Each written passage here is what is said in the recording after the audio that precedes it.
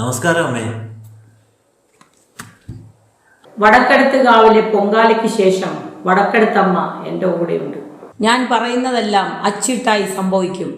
അതറിയാം, അതറിഞ്ഞുകൊണ്ടാണല്ലോ ഞാൻ ഇങ്ങോട്ട് വന്നത്. പറയൂ കുഞ്ഞെ, എന്താണ് നിന്റെ പ്രശ്നം? അമ്മേ, ഞാൻ ഇങ്ങോട്ട് വന്നത് എൻ്റെ അളിയൻ ഇലക്ഷൻ നിൽക്കുന്നുണ്ട്. പുള്ളി ജയിക്കോ ഇല്ലയോ എന്നൊന്ന് അറിയണം. അറിഞ്ഞാൽ അമ്മയ്ക്ക് എന്ത് തരും?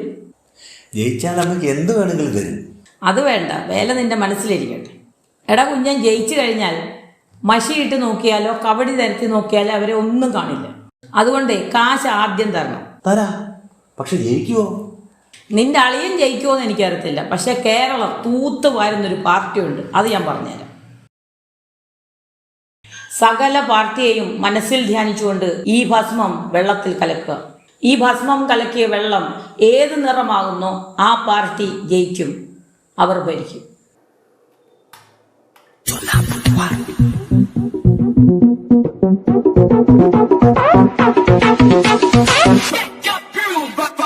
ഇനി നോക്കൂ ഏത് കളറാണെന്ന്.